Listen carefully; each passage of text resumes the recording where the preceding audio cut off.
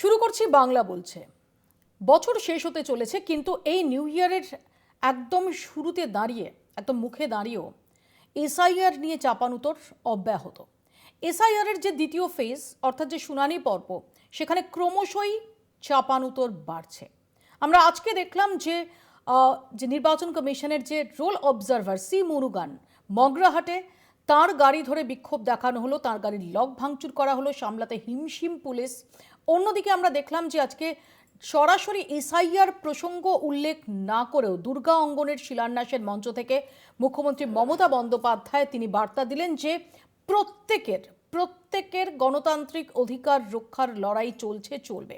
আর এরই মধ্যে আমরা একাধিক ঘটনা দেখলাম, চুঁচুড়া থেকে শুরু করে ধনেখালি, যেখানে বিএলএদের কেন শুনানি কেন্দ্রের মধ্যে প্রবেশ করতে দেওয়া হচ্ছে না, তাদের উপস্থিতিতে কেন শুনানি হচ্ছে না, এই দাবিতে তারা বিক্ষোভ দেখালেন, তাদের আপত্তি দেখালেন। সব মিলিয়ে এসআইআর নিয়ে সংঘাত অব্যাহত। তারই মধ্যে আর কিছুক্ষণের মধ্যেই রাজ্যে 3 দিনের সফরে আসছেন কেন্দ্রীয় স্বরাষ্ট্রমন্ত্রী অমিত শাহ।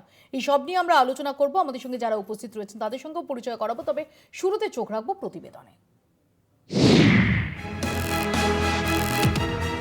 কি অবস্থা এই ভদ্র মহিলা, কি অবস্থা, কি অবস্থা?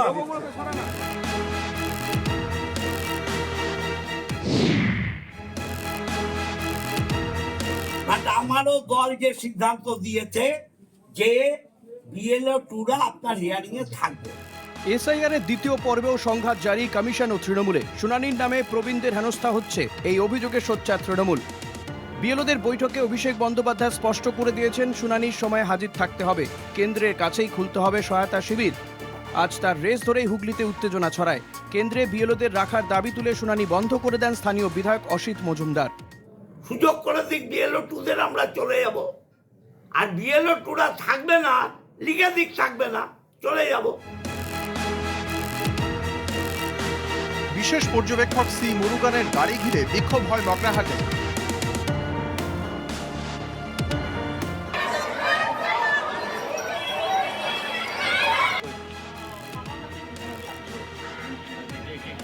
নাগরিক হেনস্থার অভিযোগে বর্ধমানেও সরব হয় তৃণমূলের অভিযোগ শুনানির নামে নাগরিকদের হেনস্থা করা হচ্ছে, বৃদ্ধ থেকে অন্তঃসত্ত্বা কাউকেই বাদ দেওয়া হচ্ছে না।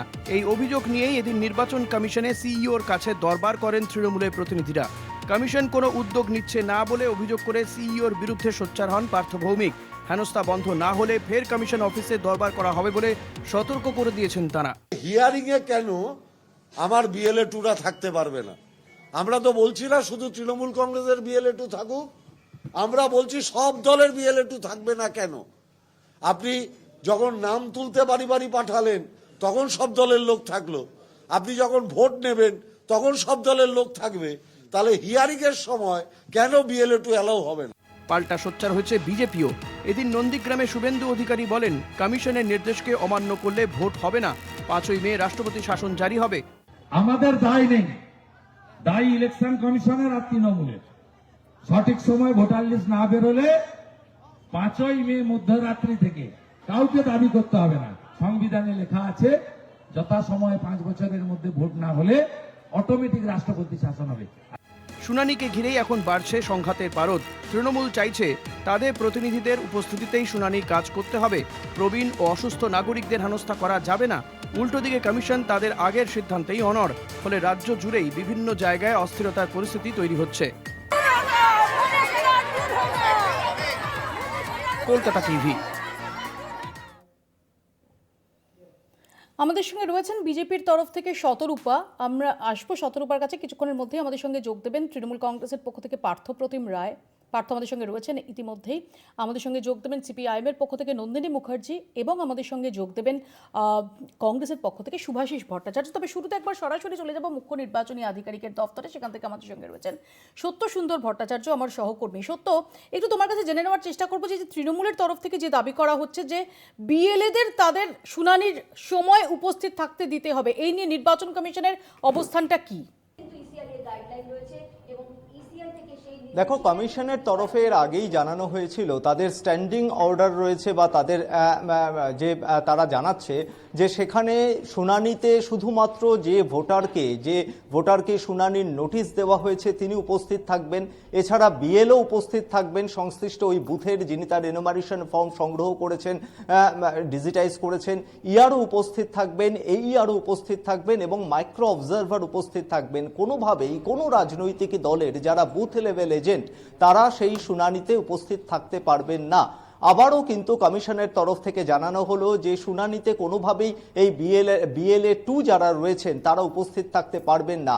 এটা যে শুধুমাত্র এ রাজ্যের ক্ষেত্রে এমনটা নয়, তারা জানাচ্ছেন যে 12টি রাজ্যের ক্ষেত্রে এই মুহূর্তে এসআইআর এর কাজ চলছে এবং শুনানি প্রক্রিয়ার যেটা কাজ চলছে সেখানে কোনো রাজ্যের ক্ষেত্রেই কিন্তু এই কথা কোথাও কমিশনের গাইডলাইনে বা কমিশনের যে নির্দিষ্ট তাদের যে বলা রয়েছে সেখানে কিন্তু শুনানির যে প্রসিডিওর রয়েছে তাতে কোনোভাবেই কিন্তু বিএলএ 2দের থাকার কথা উল্লেখ করা হয়নি। ফলে সেই জায়গায় দাঁড়িয়ে আজকেও তৃণমূল কংগ্রেসের প্রতিনিধিরা তারাও এসে দাবি জানাচ্ছিলেন যে বিএলএ 2রা কেন উপস্থিত থাকতে পারবেন না। তাহলে এই যে ভোটাররা যাদের শুনানিতে ডাকা হচ্ছে তাদের যখন এনুমারেশন ফর্ম সাবমিট করেছেন তারা বা সেই এনুমারেশন ফর্মের যখন কাজ চলেছে তখন এই বিএলওদের সর্বতভাবে সাহায্য করেছেন কিন্তু এই বিএলএ 2রা। ফলে সেই জায়গায় দাঁড়িয়ে খুব স্বাভাবিকভাবেই তারা প্রশ্ন তুলেছিলেন। তার উত্তরে কমিশনের তরফে জানানো হয়েছে যে নির্বাচন কমিশনের ইসিআই এর যে গাইডলাইন রয়েছে সেই গাইডলাইনে কোনোভাবেই কিন্তু ইআরও, এইআরও, বিএলও এবং মাইক্রো অবজারভার এছাড়া যে সংশ্লিষ্ট ভোটার তার বাইরে কোনো ব্যক্তি অর্থাৎ বিএলএ 2 এর উপস্থিতি সম্পর্কে কিন্তু বলা নেই। ফলে সেই কারণেই বিএলএ 2 সেখানে উপস্থিত থাকতে পারবেন না এমনটাই জানানো হয়েছে। সত্যসুন্দর, এর পাশাপাশি আমি একটু জানার চেষ্টা করবো যে আজকে আমরা সি মুরুগান তার গাড়িকে ঘিরে যেভাবে বিক্ষোভ দেখলাম তার পরিপ্রেক্ষিতেই বা কি স্ট্যান্ড নির্বাচন কমিশনের? দেখো, স্পেশাল রোল অবজারভার হিসেবে সি মুরুগান এসেছিলেন এবং তার দক্ষিণ 24 পরগনা জেলার দায়িত্বে তিনি রয়েছেন এবং সেই জায়গায় আজকে মগরাহাটে তিনি বিক্ষোভের মুখে পড়েছিলেন এবং সেই বিক্ষোভের বিষয়ে কিন্তু ইতিমধ্যেই সংশ্লিষ্ট যে যিনি জেলা শাসক রয়েছেন তার কাছ থেকে রিপোর্ট চেয়ে পাঠিয়েছে সিইও দফতর এবং সেই রিপোর্ট দিল্লিতে জাতীয় নির্বাচন কমিশনে পাঠানো হবে। এর আগেও ফলতাতে যখন গিয়েছিলেন সি মুরুগান পরিদর্শনে তখনও কিন্তু একই রকমভাবে সেখানকার মহিলাদের বিক্ষোভের মুখে পড়েছিলেন তিনি। সেই জায়গায় আজকে আবারও তার পুনরাবৃত্তি হওয়ায় এই গোটা ঘটনা নিয়ে রিপোর্ট চেয়ে পাঠিয়েছে সিইও দফতর এবং সেই রিপোর্ট দিল্লিতে কমিশনের কাছে পাঠানো হবে এমনটাই কিন্তু কমিশন সূত্রে জানানো হয়েছে। সত্য, এর পাশাপাশি আরেকটা যে বিষয়ে তোমার কাছে একদম সংক্ষেপে জেনে নেওয়ার চেষ্টা করব যে আগামীকাল একটা বৈঠক আছে যে বহুতলে বুথ হওয়া নিয়ে, যেভাবে আমরা দেখতে পাচ্ছি যে একদিকে বিজেপি তারা বারবার এই প্রসঙ্গটা সেটা উত্থাপন করছে, অন্যদিকে শাসক দলের অর্থাৎ রাজ্যের শাসক দলের তাদের আপত্তির জায়গা দেখা যাচ্ছে। এই বিষয়টা কিভাবে চর্চিত হচ্ছে একটু যদি জানাও আমাদের। দেখো, বহুতলে বুথ করার বিষয়ে এর আগে একটি অর্ডার অর্থাৎ বিজ্ঞপ্তি জারি করেছিল নির্বাচন কমিশন এবং সেক্ষেত্রে বিভিন্ন জেলার যারা জেলা শাসক রয়েছেন তাদেরকে ডিইওদেরকে নির্দেশ দেওয়া হয়েছিল তার নির্দিষ্ট জেলায় যে যে বহুতলগুলো রয়েছেন, যে বহুতলে 250 পরিবার রয়েছে এবং ন্যূনতম 500 জন ভোটার রয়েছে সেই সমস্ত বহুতলের গ্রাউন্ড ফ্লোরে তাদের যে সমস্ত কমিউনিটি সেন্টার রয়েছেন বা কমিউনিটি হল রয়েছে সেইখানে বুথের পরিকাঠামো যথাযথ রয়েছে কিনা সেই সম্পর্কে রিপোর্ট জমা দিতে। সেক্ষেত্রে দেখা গিয়েছে শুধু দক্ষিণ 24 পরগনার জেলা শাসকের তরফেই একটি রিপোর্ট পাওয়া গিয়েছিল, কিন্তু বাকি অন্যান্য জেলা থেকে কিন্তু সেভাবে কোনো রিপোর্ট পাওয়া যায়নি। তারপরে কিন্তু দেখতে পাওয়া গিয়েছে সরাসরি জাতীয় নির্বাচন কমিশন এই বিষয়টিতে হস্তক্ষেপ করেছে এবং তারা সরাসরি রাজ্যের সিইও দফতরকে একটি চিঠি দিয়েছিল। তাতে জানানো হয়েছিল যে সরাসরি ডিএমদেরকে একটি নির্দিষ্ট সময়সীমা দেওয়া হয়েছিল 31শে ডিসেম্বরের মধ্যে তারা যাতে কোথায় কোথায় বহুতল রয়েছে সেখানে কত সংখ্যক বুথ করা যেতে পারে সে বিষয়ে তারা যাতে রিপোর্ট জমা দেয়। এর মধ্যেই আগামীকাল উপনির্বাচন কমিশনার জ্ঞানেশ ভারতী কলকাতায় আসছেন এবং তিনি এসে সিইও দফতরে বেশ কয়েকটি জেলার জেলা শাসকের সঙ্গে বৈঠকে বসবেন বলে কমিশন সূত্রে জানা যাচ্ছে এবং সেক্ষেত্রে বহুতলের বুথের পরিকাঠামোর বিষয় নিয়ে আলোচনা হতে পারে বৈঠকে, এমনটাই কিন্তু সূত্র মারফত জানা যাচ্ছে। ফলে বহুতলের বুথ করতে যে নির্বাচন কমিশন যথেষ্ট তারা আগ্রহী এবং সেখানে দেখা যাচ্ছে যে বহুতলের অনেক ভোটার তারা কিন্তু বাইরে বুথ হলে তারা কিন্তু ভোট দেওয়ার ক্ষেত্রে তাদের মধ্যে একটা একটা অনীহা থাকে, সেই জায়গায় দাঁড়িয়ে সেই সমস্ত ভোটারকে যাতে নির্বাচনে তাদের অংশগ্রহণ থাকে সেই বিষয়টি নিশ্চিত করতে চাইছে নির্বাচন কমিশন, এবং তার লক্ষ্যেই বহুতলের পরিকাঠামোগুলো যাতে থাকে, বুথের পরিকাঠামো রয়েছে কিনা সে বিষয়টি খতিয়ে দেখার জন্য আগামীকাল আরও একবার সরাসরি উপনির্বাচন কমিশনার জ্ঞানেশ ভারতী তিনি বিভিন্ন জেলার জেলা শাসকের সঙ্গে এই বহুতলের বুথের পরিকাঠামো নিয়ে আলোচনায় বসবেন। ধন্যবাদ সত্য সুন্দর আমাদের সঙ্গে এতক্ষণ সরাসরি ছিলেন। আমি পার্থ প্রতিমের কাছে যাব প্রথমে। পার্থ, আজকে আমরা যেভাবে দেখছি যে অসিত মজুমদার থেকে অসীমা পাত্র তারা যে দাবিতে রীতিমতো সেখানে ক্ষোভ ব্যক্ত করলেন যে বিএলএদের উপস্থিতিতে শুনানি হতে হবে, নির্বাচন কমিশনের অবস্থানটা ইতিমধ্যে স্পষ্ট, তারা বলছেন যে না, শুনানি কেন্দ্রের ভেতরে বিএলএরা থাকতে পারবেন না। অন্যদিকে আমরা দেখলাম সি মুরুগান, তার গাড়ি ঘিরে মগরাঘাটে আজকে যে চিত্র উঠে এলো।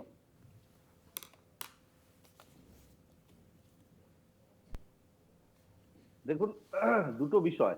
হ্যালো মৌপিয়াদি, শুনতে পাচ্ছো? হ্যাঁ প্লিজ বলো।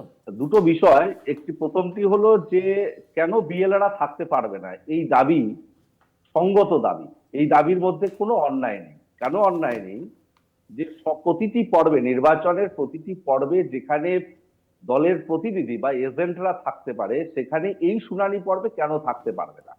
আমরা তো বিগত দিনে দেখেছি নির্বাচন কমিশন বিভিন্ন সময় বিভিন্ন অর্ডার রেকটিফিকেশন করেছে। তারা একটা সময় যেমন বিএলএ কারা হতে পারবে সেটা যে বুথে লোক সেই বুথেই বিএলএ হবে, কিন্তু পরবর্তীতে সেটা রেকটিফিকেশন হলো যে বিধানসভার যে কোনো জায়গা থেকে বিএলএ যে কোনো রাজনৈতিক দল দিতে পারে। এটা যদি রেকটিফিকেশন হতে পারে, তাহলে কেন এই স্বচ্ছতার কারণে এবং এই শুনানি পর্বে বিভিন্ন রাজনৈতিক দলের প্রতিনিধি বা বিএলএ টুরা তারা উপস্থিত থাকতে পারবে না? এই দাবিটা যুক্তিসঙ্গত এবং গণতান্ত্রিক অধিকারকে সুপ্রতিষ্ঠিত করবার জন্যই এটা অত্যন্ত ভীষণ জরুরি একটা বিষয়। কেন নির্বাচন কমিশন এটাকে এড়িয়ে যাচ্ছে, এটা আমাদের বোধগম্য হচ্ছে না। এর পেছনে কোনো রাজনৈতিক উদ্দেশ্য আছে কিনা বা জোর করে মানুষের ভোটাধিকার কেড়ে নেওয়ার কোনো চক্রান্ত চলছে কিনা, এটা নিয়ে আমরা সন্দিহান। এই জায়গা থেকে আমাদের দলের সাংসদ, আমাদের বিধায়ক, আমাদের দলের প্রতিনিধিরা সিও দপ্তরেও যেমন এর বিরোধিতা করেছে, তেমনি ভাবে বিভিন্ন শুনানি কেন্দ্রে গিয়েও সংশ্লিষ্ট আধিকারিকদের কাছে তারা দাবি করেছে এই বিএলএদের রাখতে হবে এবং রাখা উচিত, এবং সেটাকে কনফার্ম করতে হবে। এই দাবিতে আমাদের দল তৃণমূল কংগ্রেস আমরা অনুরোধ।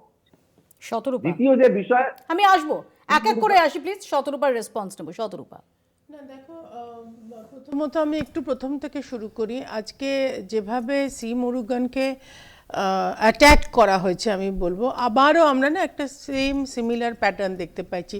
সিবিআই পৌঁছলো শেখ শাহজাহানের ওখানে, সেই মহিলারা ঘিরে ধরলো, মহিলারা ফ্রন্টে, তারপরে একটা মবে পরিণত হচ্ছে, তারপরে একটা বিশেষ এটা গাড়ির দরজা ফরজা ভেঙে। এটা কোন পশ্চিমবঙ্গে আমরা বাস করছি, যেখানে বাইরে থেকে এলেই যেই আসবে বাইরে থেকে তাকে বিজেপির একটা তকমা দিয়ে তাকে এরকমভাবে একটা অ্যাটাক করা, সেটাকে আমাদের মানে পুরো সমগ্র, আমি এটা পলিটিক্স ভুলে, এটা খুব সমগ্র পশ্চিমবঙ্গের সম্মান খুব বাড়ছে এটাতে। বাকি রইল যেখানে একটা ইলেকটোরাল প্রসিজিয়ার হচ্ছে, আমার কিছু পছন্দ নাই হতে পারে, আমার মানে বিজেপির কিছু পছন্দ নাই হতে পারে, তৃণমূলের কিছু পছন্দ নাই হতে পারে, যে কোনো পার্টির সব যে সবার পছন্দ হবে সেটা কোথাও লেখা নেই, কিন্তু একটা দেশের একটা নিয়ম চলছে এবং এসআইআর, তারপরে যে হিয়ারিং এবং তারপরে যে খসড়া লিস্ট, ফ্রেশ লিস্ট, এই প্রসিজিয়ারটা it is a constitutional procedure. Election কমিশনের ওপর কিছুটা আমার মনে হয় ভরসা করা দরকার। আনফর্চুনেটলি তৃণমূলের মনে হচ্ছে বোধহয় আমার হাবভাব দেখে যা মনে হচ্ছে সব কিছুই হাত থেকে বেরিয়ে গেল, যার জন্য সেই প্রথম থেকে এসআইআরের বিরোধিতা করতে করতে আজকে এমন জায়গায় পৌঁছেছে। অভিষেক ব্যানার্জি বলছে লজিক্যাল ডিসক্রিপেন্সি শিটও ডিক্লেয়ার করতে হবে, আমি জানি না সেটা ইলেকশন কমিশন করবে কি করবে না, কিন্তু এই আজকে যেটা শুরু হয়েছে নতুন আবদার যে বিএলএরা কেন বিএলও ওই হিয়ারিং এ থাকবে না, এ তো প্রথম থেকে বলা হয়ে গেছিল যে বিএলও যে বক্তব্যটা বিজেপি বলছে বা যেটা ইলেকশন কমিশন বলছে যে শুধুমাত্র তো পশ্চিমবঙ্গে হচ্ছে না, 12টা রাজ্য এবং কেন্দ্রীয় শাসিত অঞ্চলে হচ্ছে, তো যে কোন এই নিয়মটা তো সেখানেও লাগু আছে। না, নিশ্চিতভাবে এটাও তো তাহলে নির্বাচন কমিশনকে আমরা বলতে চাই যে সারা ভারতবর্ষের বিভিন্ন জায়গায় এসআইআর হচ্ছে, এত মাইক্রো অবজারভার তো সেখানে দেওয়া হয়নি, তাহলে পশ্চিমবঙ্গে কেন দেওয়া হয়? হ্যাঁ, তো সব তো পশ্চিমবঙ্গ নয়, পশ্চিমবঙ্গে কেন এত মাইক্রো অবজারভার? এটা নিজেরাই উত্তর দিকে বা তৃণমূল উত্তরপ্রদেশ বা গুজরাটে এত মাইক্রো অবজারভার নেই, সেখানে কেন ডেপুট করা কারণ আর হলো না? কোনো কেন রাজ্য পশ্চিমবঙ্গে অবজেক্ট depute করেনি। করা হচ্ছে না? আর আরে কোন বাবা, রাজ্য তখন এইরকম আপনি- ভাবে একটা বিরোধিতা তখন করেনি আপনি- এসআইআর এর। তখন আপনি তুমি তোমার কথা কন্ট্রাডিক্ট করছো। তুমি একবার বলছো সারা দেশে একই নিয়ম রয়েছে, তাহলে পশ্চিমবঙ্গে কেন বেশি মাইক্রো অবজারভার? আবার আমরা যখন বলছি বিএলএ একবার পশ্চিমবঙ্গের হালটা তোমরা কি করেছো একবার নিজেরা দেখো। এরকম এটা বলবেন না। পার্থ, নির্বাচনে একবার তোমরা আস্তে দেখো আস্তে তোমরা কি দাঁড়িয়ে অবস্থা করেছো। আমরা যেটা পরিষ্কারভাবে বলতে যে চাই আজকে যে সারা BLA দেশের রা লোক স্বচ্ছতার কারণে একমাত্র এখানে বেঙ্গল সরকার নিয়ে প্রয়োজনীয়তা চিন্তিত রয়েছে। যে না, বেঙ্গলে বেঙ্গল নিয়ে চিন্তিত শাসক আপনারা দল উত্তরপ্রদেশ, এসআইআর হতে দেবে না। মধ্যপ্রদেশ, মণিপুর নিয়ে চিন্তিত থাকো। আমরা আমরা Manipur is a different issue. জানতে চাই এসআইআর আমরা নিয়ে মণিপুরকে ঢোকাবে না। SIR নিয়ে বলতে চাই। 12টা রাজ্যে আসামে হচ্ছে SIR নেই কেন? তোমরা ত্রিপুরায় এখানে SIR এমন নেই বিরোধিতা কেন? করছো মেঘালয়ে যে বাধ্য SIR হয় নেই সেন্ট্রাল কেন? অবজারভার আসছে যেখানে তাকে পর্যন্ত মায়ানমার তোমরা border টিকতে share দিচ্ছ না। করছে মেঘালয়, অরুণাচল প্রদেশ, সেখানে SIR নেই কেন?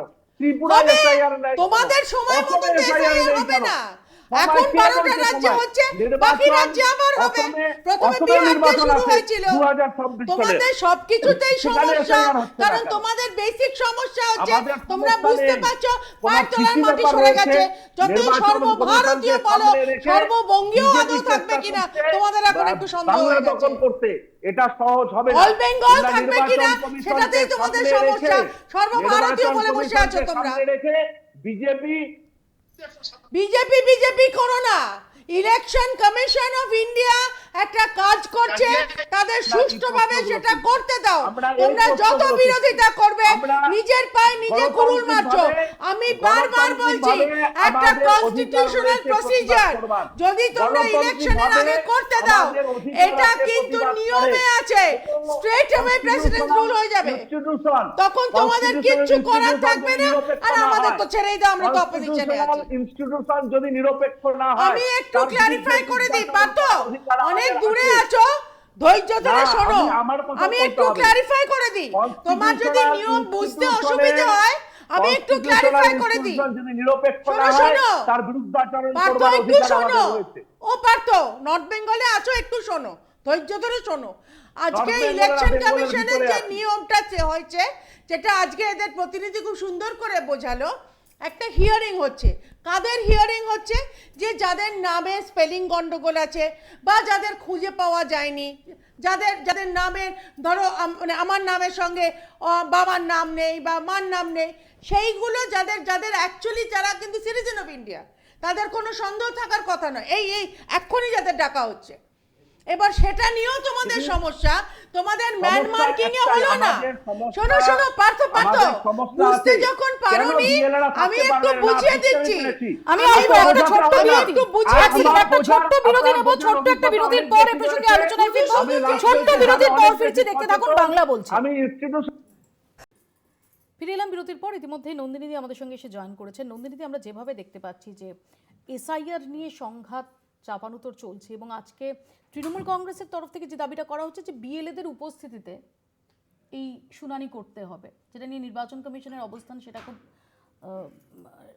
স্পষ্ট। তারা বলছে যে না, কোনোভাবে বিএলএদের উপস্থিতিতে এই শুনানি হবে না। তো আপনাদের স্ট্যান্ড কি এই বিষয়টা? এইখানে দেখুন, একটা পরিষ্কারভাবে হচ্ছে, আমরা প্রথম থেকেই বলে এসেছি এবং বিশেষ করে আমি আপনারই আগের প্রোগ্রামটায় যখন এসেছিলাম তখন এই কথাটাই বলেছিলাম যে ইলেকশন কমিশন ঠিক যেভাবে পুরো পরিকল্পনাটা করেছে তার মধ্যে প্রচুর ভুলভ্রান্তি আছে। আমি বিএলএদের উপস্থিতিতে করি বা না করি, কিন্তু আমার পুরো পরিকল্পনাটার মধ্যে এতটাই ভুলভ্রান্তি এখন রয়ে গেছে যে সেটা আগামী দিনে কিভাবে রেকটিফিকেশন হবে, আমি কিন্তু মানে আমার মনে হচ্ছে যে সমস্ত পশ্চিমবঙ্গের প্রচুর মানুষ একেবারে অথই জলে। বিশেষ করে যে জায়গাটা দাঁড়াচ্ছে যে দেখুন, একটা বিষয় হচ্ছে যে 2002 সালে, এটাও আমি আগের বার এসেও বলেছিলাম, আবার বলছি, একমাত্র 2002 সালটাকে যখন একটা ভিত্তি বছর ধরে নেওয়া হয়েছে, বেস ইয়ার করা হয়েছে, সেটা কখনোই সঠিক হতে পারে না। 2002 সালে আমরা কোনো গ্যারান্টি নেই 2002 সালের ভোটার তালিকা একেবারে সঠিক ছিল, এরকম কোনো গ্যারান্টি নেই। সুতরাং মাল্টিপল বেস ইয়ার, এই স্ট্যান্ডগুলো কিন্তু আমরা আগে থেকে বলে এসেছি, মাল্টিপল বেস ইয়ার ধরার দরকার ছিল। আজকে এমন সমস্যা উঠে আসছে, 2002 সালে যার ম্যাপিং হয়নি, যারা অথচ এই দেশে বহুদিন ধরে রয়েছেন, আমি তো এইরকমও আজকে খবরের কাগজে দেখলাম যে একজন ভদ্রমহিলা, তিনি বোধহয় 60 বছর আগেকার মাধ্যমিকের যে অ্যাডমিট কার্ড, সেটা মাধ্যমিক বা সেই স্ট্যান্ডার্ডের যে অ্যাডমিট কার্ড, সেটা নিয়ে উপস্থিত হয়েছেন, কারণ 2002-তে তার নাম নেই। তাহলে এইখানে 1 নম্বর হচ্ছে প্রচুর মানুষের এই হয়রানি, যেটা কোনো রকম প্রয়োজন ছিল না। দ্বিতীয়ত হচ্ছে, যেমন আমাদের যেহেতু আমাদের ধরা যাক নামের বানান ইত্যাদিতে স্ট্যান্ডার্ডাইজেশন কোনো দিন হয়নি, নির্বাচন কমিশন কোনো দিন এই স্ট্যান্ডার্ডাইজেশনের কথাটা বলেনি। সুতরাং আজকে যেমন আমার কাছে বিভিন্ন লোকজন এসে বলছে ঘোষ, GHOSH আর GHOSE, এই ধরনের ছোটোখাটো বানানের যে ডিসক্রিপেন্সি, যেগুলো আমাদের বহু ক্ষেত্রে রয়েছে, মুখার্জি মুখোপাধ্যায়, চ্যাটার্জি চট্টোপাধ্যায়, এই ধরনের ডিসক্রিপেন্সি, এখানে যেটা মূল সমস্যা হয়ে দাঁড়াচ্ছে, আমি তো একদিকে বললাম যারা বয়স্ক, যাদের এরকম ধরনের মানুষের অসুবিধে, কিন্তু খুব গরিব মানুষ, যারা সাধারণভাবে হয়তো তার যথেষ্ট পরিমাণে ডকুমেন্টস নেই, বা ডকুমেন্টস থাকলেও এই ধরনের ডিসক্রিপেন্সিগুলো রয়ে গেছে, আসল ভুক্তভোগী হচ্ছে কিন্তু সেই গরিব মানুষেরা।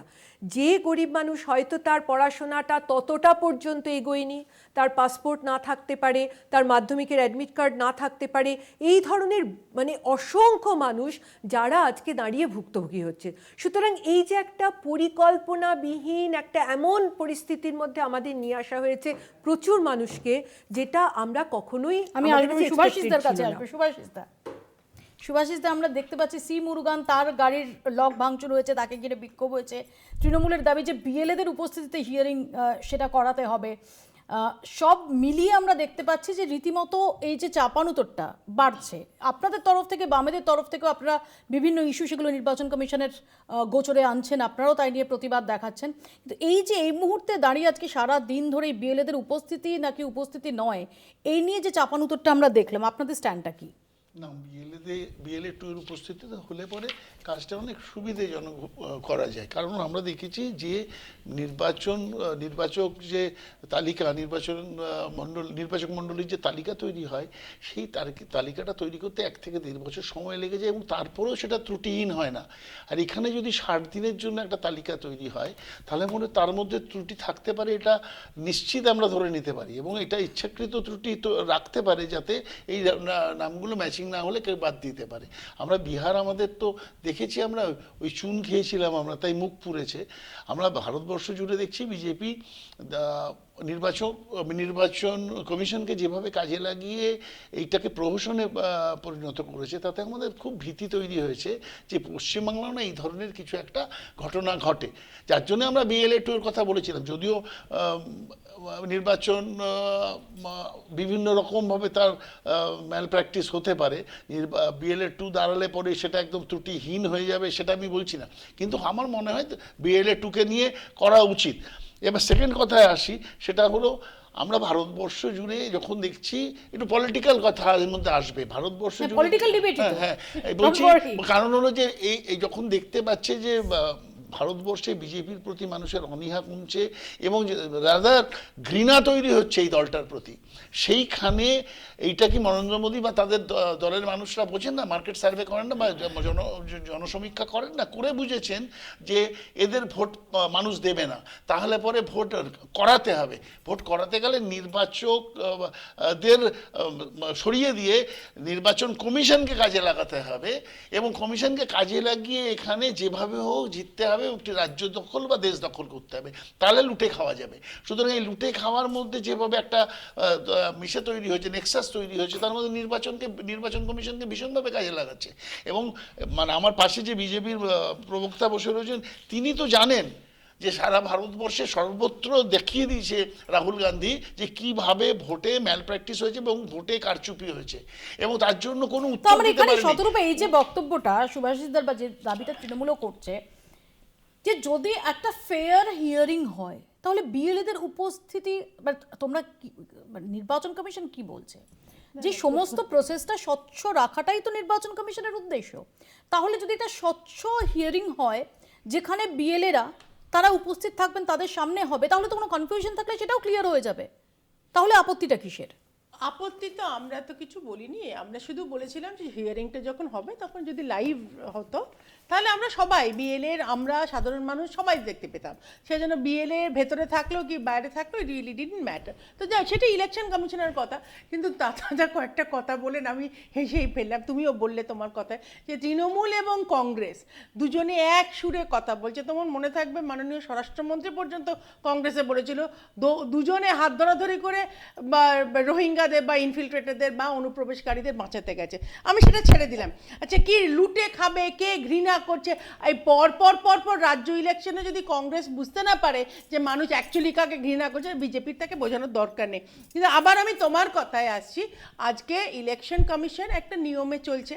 ইলেকশন কমিশন পরিষ্কার বলে দিয়েছে, তোমার এক সেকেন্ড তার সাথে আমি তোমার সঙ্গে কোনো কথা বলিনি, তোমারই রেপ্রেজেন্টেটিভ, তোমার কি যেন নাম, আমি সত্য সুন্দর খুব সুন্দর করে বোঝাচ্ছিল যে এআরও, বিএলও এবং এই ইআরওরা থাকতে পারে with the BLO in question. তো এখানে যে রেটে তৃণমূল একটা হই হই করছে, একে কাছে বেঁধে রাখো বা হিয়ারিং বন্ধ করে দিল আজকে সকালবেলা গিয়ে, তো ন্যাচারালি হয়তো ইলেকশন কমিশন, আমি জানি না, ইলেকশন কমিশন হয়তো মনে করছে যে বিএলএরা থাকলে এক্সট্রা একটা পলিটিক্যাল প্রেশার হবে। কেন রাখছে না আমি বলতে পারবো, এটা ইলেকশন কমিশনই উত্তর দিতে পারবে। কিন্তু একটা নিয়ম যখন আছে, আমরা যেটা বলেছিলাম যে একটা একদম লাইভ হিয়ারিং হোক, সবাই শুনতে পাবে, মিডিয়াও জানতে পারবে, তাহলে কোনো প্রবলেমই থাকবে না। এক সেকেন্ড পার্থদা, খুব বলার চেষ্টা করলো একটা বিষয় শতরূপাদিকে মনে করিয়ে দিই। আমি এর আগেও এই কথাটা বললাম যে বিএলএ 2 রাখবার ক্ষেত্রে নির্বাচন কমিশনের প্রথম দিকের নিয়ম ছিল শুধুমাত্র বুথে যার বাসিন্দা সেই বিএলএ 2 থাকতে পারবে। হঠাৎ করে নিয়ম বদল করা হলো এসআইআর পর্বেই যে না, বিধানসভার অন্তর্গত যে কোনো ব্যক্তি যে কোনো বুথের বিএলএ 2 থাকতে পারবে। তাহলে এই নিয়মের যদি রেকটিফিকেশন হতে পারে, বিএলএ 2রা শুনানিতে থাকতে পারবে না, এটা নিয়ম বর্তমানে এক্সিস্ট করছে, তাহলে এটা নিয়মটাকে কেন বদল করা যাবে না? কোথায় না ইলেকশন কমিশনকেই তো প্রশ্ন করছে, আপনি রেডে করে উঠছেন কেন? আমাদের প্রশ্ন হলো স্বচ্ছতা বজায় রাখবার জন্য বিএলএ 2দের শুনানিতে থাকা অত্যন্ত জরুরি। এই প্রয়োজনীয়তাটা কেন নির্বাচন কমিশন ফিল করতে পারছে না, এখানে কোনো ফিশিনেস আছে কিনা, এই জায়গাটা কিন্তু আমরা বারবার প্রশ্ন করি। কারণ নির্বাচন কমিশন যে বলছে কনস্টিটিউশনাল ইনস্টিটিউশন নিরপেক্ষ, কিন্তু তার যে কাজের পদ্ধতি, বিভিন্ন ধরনের কর্মসূচি বিভিন্ন সময় আমরা দেখেছি, সেটা কিন্তু রাজনীতির ঊর্ধ্বে নয়, কোথাও প্রভাবিত হচ্ছে বলেই মনে হচ্ছে বিজেপি তাদেরকে প্রভাবিত করছে। তাই জন্য বিজেপি এত নিশ্চিত, আমরা নিশ্চিত হতে পারছি না, তাই বিএলএ 2তে শুনানি থাকা অত্যন্ত জরুরি। আমি একটা ছোট্ট কথা বলি, সেটা হলো যে পাড়ায় যদি চোর পড়ে তাহলে সেখানে সব মানুষরাই চোর করেছিল। এখানে তৃণমূল, কংগ্রেস, সিপিআইএম সব একসাথে চোর করছে নির্বাচন কমিশনকে, সেটা কানে যাচ্ছে না শতরূপাদের। আমরা দেখতে মহারাষ্ট্র নির্বাচনে, আমি একটু শোনাই যে মমতা বন্দ্যোপাধ্যায়, আমি শুরুতেই যেটা বলছিলাম যে তিনি আজকে সরাসরি এসআইআর প্রসঙ্গ উল্লেখ করেননি, কিন্তু তিনি এসআইআর নিয়েই বার্তা দিলেন। দুর্গাঙ্গন তার শিলান্যাসের যে মঞ্চ, সেই মঞ্চ থেকে শুনুন। ফোর্স কিন্তু থাকবে, জেনে রেখে দিন, বাংলার মাটি মাথা নত করে না। প্রত্যেকটা মানুষের গণতান্ত্রিক অধিকার যেন রক্ষিত হয়, এর জন্য লড়াই চলছে এবং চলবে। আজকে মা দুর্গাঙ্গনের শপথ নিয়ে বলে যাই, আমাদের শপথের পবিত্র স্বাক্ষরে নতুন সূর্য শিখা জ্বলবেই, মানুষের অধিকার থাকবেই। আর বাংলার ঐতিহ্যকে আমরা হয়তো একদিন হারিয়ে যাব, নতুন জেনারেশন আসবে, কিন্তু দেখবে বাংলা তার কৃষ্টি সংস্কৃতি নিয়ে সারা পৃথিবীকে পথ দেখাবে। বার্তাটা খুব স্পষ্ট শতরূপা, প্রত্যেক মানুষের গণতান্ত্রিক অধিকার রক্ষার লড়াই থাকবে, এবং এই গণতান্ত্রিক অধিকার রক্ষার লড়াই মানে যাতে তাদের নাম, সেটা ভোটার তালিকা থেকে যারা বৈধ ভোটার তাদের নাম বাদ না যায়। এই বার্তাটা খুব স্পষ্ট। বার্তা তো একটাই, আমাদেরও তো তাই, ইলেকশন কমিশনও তাই বলছে, সব পার্টি তাই বলছে। যার যেটা আছে, প্রবেশকারীকে তোমরা বার করতে পারলে, কতজন? হিয়ারিং শেষ হয়নি। আর আমরা বের করার কেউ নয়, ইলেকশন কমিশন বের করো। আমি তার আগে একটু কথা তোমরাই বলি। তো আমার সংখ্যা দিচ্ছিলে, তোমরা না, তো সংখ্যা দিচ্ছিলে। তার আগে সংখ্যাটা কিন্তু মুখ্যমন্ত্রী যখন মুখ্যমন্ত্রী উনি ছিলেন না মমতা ব্যানার্জি, তখন কিন্তু পার্লামেন্টে এক গাদা কাগজ ছুঁড়ে তখন উনি একটা সংখ্যা দিয়ে এসেছিলেন 2005 সালে। এই জন্য নন্দিনী বলছিলেন তো যে বেস ইয়ারটা কেন 2002। এই যে আপনারা সেটিংয়ের কথা বলেন, আমি পরিষ্কার বলছি, ওই যে মমতা ব্যানার্জি বলছিল 2005, সেই জন্য এখন মনে হচ্ছে যে না 2002।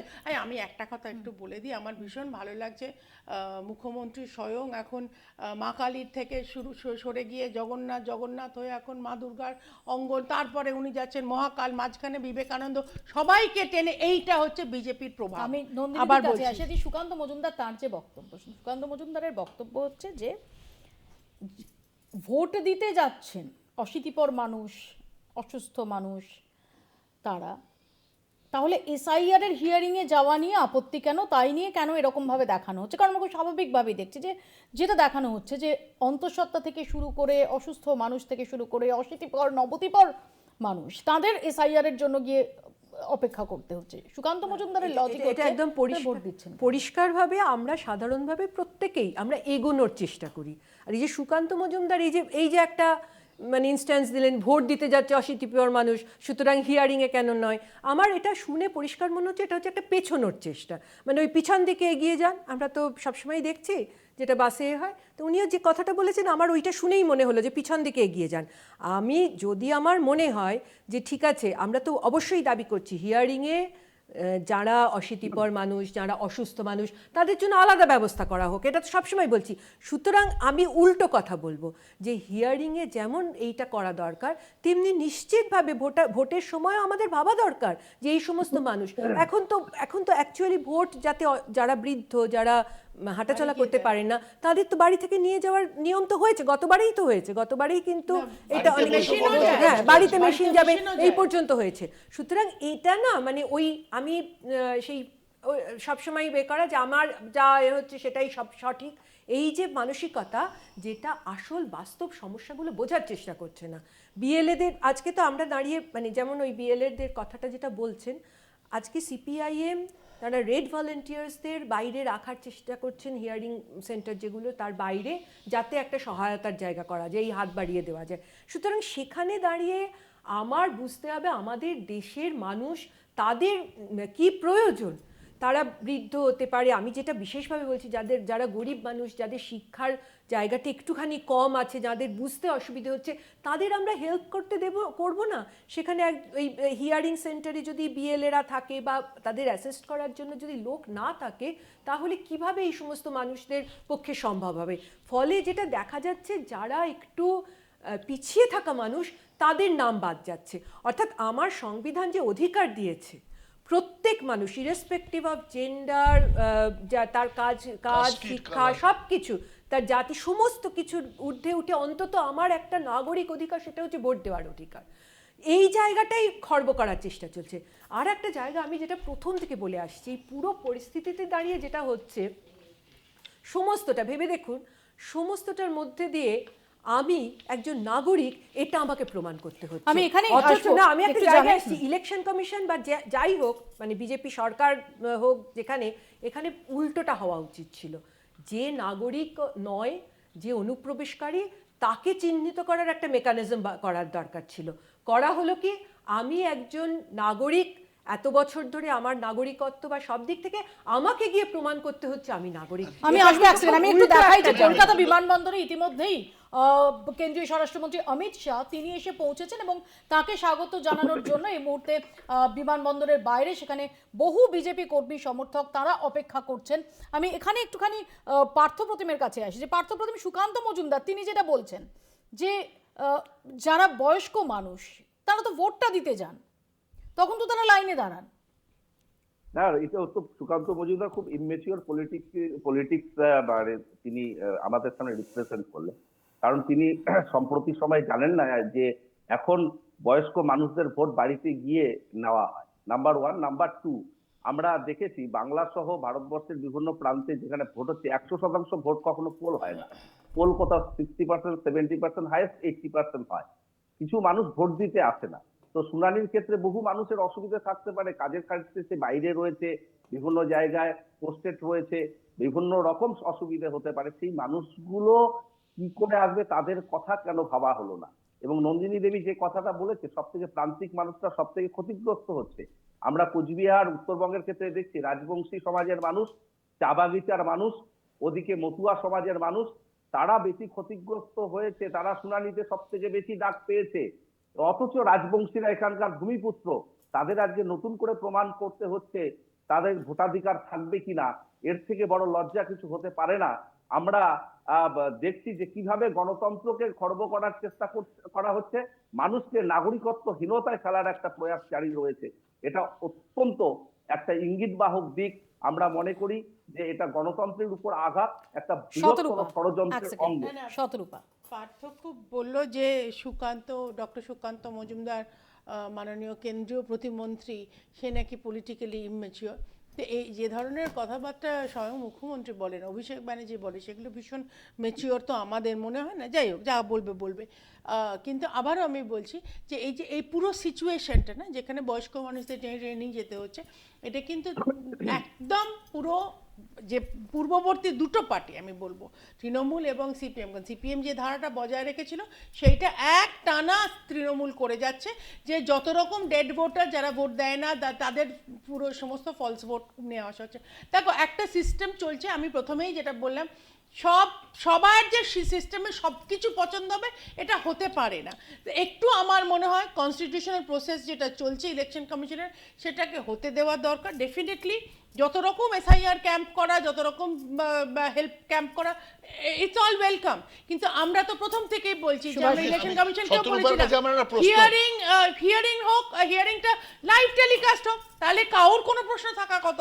আমি জানি না ইলেকশন আমি শতরূপার কাছে একটা প্রশ্ন করছি, আমি বলিনি, সিসিটিভি বসানো হয়েছিল, তার যে যুক্তি ইলেকশন কমিশন দিয়েছে যে আমি কি করে সিসিটিভি দেখাই, মহারাষ্ট্রের নির্বাচনে 5টা থেকে 7টা অবধি ভোট পড়েছে, সেটার জন্য আমরা সন্দেহ প্রকাশ করেছিলাম যে এই হারে ভোট পড়তে পারে না। তখন বলেছিলাম সিসিটিভিতে দেখান, সিসিটিভি রাখা হয়েছিল তো এই কারণেই যে কোনো ফলস ভোটিং হচ্ছে কিনা। জ্ঞানেশ কুমার বলেছেন যে ওইভাবে সিসিটিভি দেখানো, মহিলাদের সম্ভ্রম আমরা নষ্ট করতে পারি সিসিটিভি দেখিয়ে। এইটা কি ধরনের কুযুক্তি? এবং এই ইলেকশন কমিশনের পাশে দাঁড়িয়ে শতরূপা বলছেন এই প্রসেসটা ঠিক প্রসেস, এবং যেটা হচ্ছে সেটা আমরা খুব অন্যায়ভাবে আমরা চিল্লাচ্ছি যে এটা ঠিক হচ্ছে না, এটা আসলে ঠিক হচ্ছে না। আমি বলছি একটা কনস্টিটিউশনাল প্রসেস চলছে, কনস্টিটিউশনকে যদি ধ্বংস করা হয়। একটা প্রশ্ন আমি করছি, একটা জায়গা ভেবে দেখুন। আপনি বললেন যে 2002 সিপিআইএম করেছিল ইত্যাদি অনেক কিছু বললেন। 2002 সালে যখন রিভিশন হয়েছিল তখন কিন্তু সিপিআইএম কি বাধা দিয়েছিল না অন্য কিছু করেছিল? তাহলে আজকে কেন এই আলোচনাটা হচ্ছে সেটা বুঝতে হবে। আজকে এমন একটা ফল্টি সিস্টেমের মধ্যে দিয়ে সবকিছু হচ্ছে, সেখানে তো অবশ্যই প্রত্যেক মানে অন্য 12টা রাজ্যে তো 11 রাজ্যে তো কোনো কমপ্লেইন করছে কি? একমাত্র এই রাজ্যে হই করে সচেতনতার জন্যই আমরা বলছি। আজকে দাঁড়িয়ে অন্যান্য রাজ্যেও নিশ্চিতভাবে হচ্ছে। উত্তরপ্রদেশে আপনাদের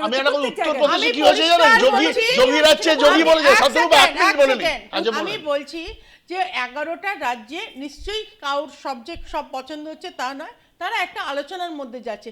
কিন্তু কোন রাজ্যে এইরকম কমেন্ট হচ্ছে না যে বিজেপি নেতাদের কাছে বেঁধে রাখো, বা সি মুরুগান যে সেন্ট্রাল অবজারভার বাইরে থেকে এসে তার গাড়ি ভেঙে দিয়ে, এই ঘটনা কিন্তু অন্য কোন রাজ্যে হচ্ছে না। এতগুলো রাজ্যে এই রাজ্যে শুধু প্রতিবাদ হয়নি, যোগীর রাজ্যে যোগী নিজে বলছেন 2.5 কোটি ভোটার যাদের বাদ দিয়েছে আমাকে হারানোর জন্য প্রতিবাদ হচ্ছে সারা ভারতবর্ষ। শ্রমিক ভট্টাচার্য তিনি কি বলছেন একটু শোনাবো। মুখ্যমন্ত্রী যুক্তরাষ্ট্রীয় ব্যবস্থাকে সম্পূর্ণ অস্বীকার করে যেভাবে প্রতিদিন সংবিধানকে চ্যালেঞ্জ করে চলেছেন, আমার মনে হয় সংবিধানেরও একটা সহ্যের সীমা আছে, ধৈর্যের সীমা আছে। এরপরে হয়তো কোনোদিন সংবিধানের ভাষায় কথা বলবে। পার্থপ্রতিম, শুনলে সংবিধানেরও একটা ধৈর্যের সীমা আছে, সংবিধান এরপর সংবিধানের ভাষায় কথা বলবে, শ্রমিক ভট্টাচার্য বলছেন। সংবিধানকে যখন অন্য খাতে বইয়ে দেওয়ার কেউ চেষ্টা করে তার প্রতিবাদ নিশ্চিতভাবে হবে। সংবিধানের যে মূল কাঠামো সেটাকেই নষ্ট করার যখন চক্রান্ত হয় তার প্রতিবাদ দেশ জুড়ে সাধারণ মানুষ করবে। শতরূপাদি বারবার বলছিল না যে একটা সংবিধান প্যাটার্নে নির্বাচন কমিশন চলছে, আসলে নির্বাচন কমিশনের গোড়ায় গলদ। একসময় নির্বাচন কমিশন কিভাবে মনোনীত হতো? প্রধানমন্ত্রীর রিপ্রেজেন্টেটিভ, সুপ্রিম কোর্টের প্রধান বিচারপতির রিপ্রেজেন্টেশন, বিরোধী দলনেতা। সেই জায়গায় তো 2:1 করে দিয়েছে এই কেন্দ্রীয় সরকারের আমলে, এই বিজেপির আমলে। তো গোড়ায় থেকে গলদ শুরু হয়েছে। সুতরাং একটা ফিসি বিষয়টা রয়েছে বলেই নির্বাচন কমিশন এই ইনস্টিটিউশন গুলোকে দিয়ে কিছু করিয়ে নেওয়ার একটা টেন্ডেন্সি বিজেপির মধ্যে রয়েছে বলেই সাধারণ মানুষ প্রতিবাদ করছে, বিরোধী রাজনৈতিক দলগুলো প্রতিবাদ করছে। খুব সংক্ষেপে আমি 17টা রেসপন্স এক এক করে সবার রেসপন্স আজ অবধি যত রকম বদল হয়েছে বিভিন্ন সময়ে, এটা কিন্তু মানুষের মনে প্রশ্ন রয়েছে। নির্বাচন কমিশন প্রিপেয়ার্ডনেস নয়, প্রিপেয়ার্ড না হয়ে এসআইআর তারা তড়িঘড়ি করে। খুব সংক্ষেপে। না, প্রিপেয়ার তো আছেই এবং যথেষ্ট ভালোভাবে হচ্ছে। আবারও আমি বলছি, সবার সবকিছু পছন্দ নাই হতে পারে। আর বাকি রইল অপোজিশনের কথা বলছো, বুদ্ধদেব বাবু আমাদের পূর্ববর্তী মুখ্যমন্ত্রী, উনি নিজেই একবার বলেছিলেন যে যেখানে যাদের মানে যাদের ইলেকশনে জেতার উপায় নেই, যাদের কোনো বিধায়ক নেই, তাদের কোনো অস্তিত্ব নেই। এখানে তো তাও কংগ্রেসকে প্র্যাকটিক্যালি বলেছিলেন, ওনারই স্টেটমেন্ট ছিল এটা, যে কখনো বার করতে হবে কোথায় বললেন এরকম, তাদের অস্তিত্ব নেই এরকম। আমার সময়টা আমি যার জন্য বলছি যে আমরা যথেষ্ট অপোজিশনকে সম্মান দিই, পার্লামেন্টেও দেওয়া হয়, বিধানসভায় বরঞ্চ অপোজিশন লিডারকে, মানে এটা তো তোমাদের বক্তব্য। তোমরা যে কখন বলো যে মাইক বন্ধ, কোনোদিন মাইক বন্ধ হয় না, এভরিথিং ইজ অন রেকর্ড। বরঞ্চ বিধানসভায় মাইক শুধু বন্ধ করে দেওয়া হয় না, লিডার অফ অপোজিশনকে সাসপেন্ড করে দেওয়া হয়। লিডার অফ অপোজিশন যেটা বলে, অপোজিশন যা বলে রেকর্ডিং পর্যন্ত হয় না। সেগুলো তোমরা পার্লামেন্ট নিয়ে কথা বলার কোনো অধিকারই রাখো না। আমি তো বলি সেটা হলো সংবিধান। শ্রমিক ভট্টাচার্য, এক মিনিট, শ্রমিক বন্দ্যোপাধ্যায় সংবিধান নিয়ে কথা বলেন 49 সালে। শ্রমিক ভট্টাচার্য সংবিধান 49 সালে 26শে জানুয়ারি হওয়ার পর থেকে আরএসএস কোনোদিনও এই সংবিধানকে গ্রহণ করেনি এবং মনুস্মৃতি বসানোর চেষ্টা করছে এবং সংবিধানকে খর্ব করার চেষ্টা করছে প্রতিনিয়ত। শতরূপা বললে যে অপোজিশন, হিটলার জিতে আসার পর অপোজিশনকে ধ্বংস করেছিলেন, নরেন্দ্র মোদীও সারা ভারতবর্ষকে অপোজিশনকে রিসর্ট পলিটিক্স করে অপোজিশনকে কিনছে। ভারতবর্ষের বুকে অরিজিনাল বিজেপি কেউ নেই, যারা বিজেপি করছে না সব অন্য দলের লোক এসে বিজেপির নেতা হয়েছে। আমি একটা পরিষ্কারভাবে আমাদের যে পার্টি স্ট্যান্ড সেটাই বলতে চাইছি, যে আমাদের কখনো ভোটার লিস্ট রিভিশনে কোনোদিন আপত্তি ছিল না। আমরা নিশ্চিতভাবে 2002তেও মনে করেছিলাম, তার পরবর্তীকালেও মনে করেছিলাম এবং এখনো মনে করি রিভিশনটা দরকার। কিন্তু পুরো রিভিশনের মধ্যে পদ্ধতিগত যে জায়গাগুলো রয়েছে সেই সমস্যাগুলো আসা উচিত ছিল না। এখানে কিন্তু পরিষ্কারভাবে সমস্ত মানুষ, বিশেষ করে আমাদের দেশে যারা, আমি বারবার বলছি, প্রান্তিক মানুষ, বয়স্ক মানুষ, অসুস্থ মানুষ, তাদের সবটা মেনে নিয়ে সেইভাবে পরিকল্পনা হওয়া দরকার ছিল। যেটা আমার খারাপ লাগছে, শতরূপা একটা পলিটিক্যাল পার্টির থেকেই তো তিনি মুখপাত্র হয়ে এসেছেন, সেখানে দাঁড়িয়ে নির্বাচন কমিশনের সঙ্গে তার সম্পর্ক নেই। সুতরাং আমি খুশি হতাম এখানে যদি আমরা যারা পার্টিসিপেট করছি সবাই একমত হতাম যে নির্বাচন কমিশন যে পদ্ধতিতে করছে সেটা সঠিক নয়, সেটা সাধারণ মানুষকে অনেক বেশি সমস্যায় ফেলে দিচ্ছে। আপনিও বলছেন, আমরাও বলছি, সমস্যা হচ্ছে। আমাদের কোনো অসুবিধা নেই, আমাদের যেখানে পয়েন্টে অসুবিধা আমরা ইলেকশন কমিশনকে লিখিত জানাই।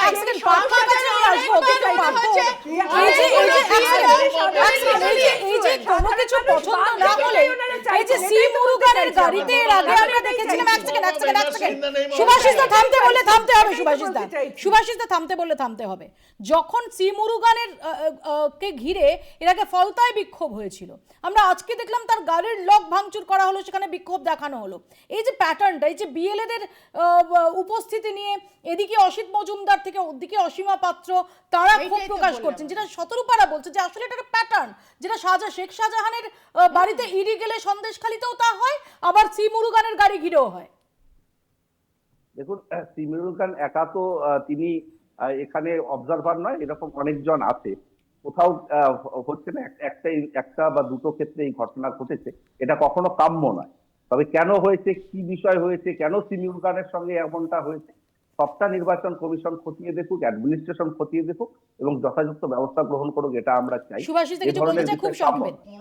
কোনোদিনও এসআইআর বা আইআর কোনোদিনও তোমার স্মরণকালে দেখেছো যে ইলেকশন কমিশনের অফিস ঘেরাও হচ্ছে প্রায় প্রায় এই রাজ্যে? সপ্তাহে এই না কারণ হলো এই রাজ্যে যার নয়। জন্য ইলেকশন কমিশনকে যদি পার্টির না, একটা এই রাজ্যে ফ্ল্যাগ হাতিয়ে নয়। ধরিয়ে দেওয়া যার যেত জন্য তাহলে আমার মনে হয় ভালো হতো। পশ্চিমবঙ্গের ইলেকশন কমিশন জার্নালিস্টরা, মানে পার্টির তারা ফ্ল্যাগ তো কোনো আরএসএস পার্টি এর লোককে করে না। বসানো হয়েছে ইলেকশন তারা প্রেস কমিশনকে কনফারেন্সে এবং বলেছিল, ইলেকশন কমিশন প্রথম সম্ভবত প্রেস এটা একটা কনফারেন্সে প্রেসিডেন্ট তৈরি যে করলো এখানে ইলেকশন প্রেসিডেন্ট কমিশনের তৈরি হতে specific দেখলাম ভাবে আমরা security যে arrangement ইলেকশন করা উচিত। কমিশনের অফিসে কোনো প্রতিদিন রাজ্যে ধর্ণা এরকম হয়েছে প্রতিদিন ধর্ণা যে একটা ইলেকশন নিরপেক্ষ কমিশনকে সৎভাবে সেন্ট্রাল ফোর্স থেকে পাঠাতে হয়েছে।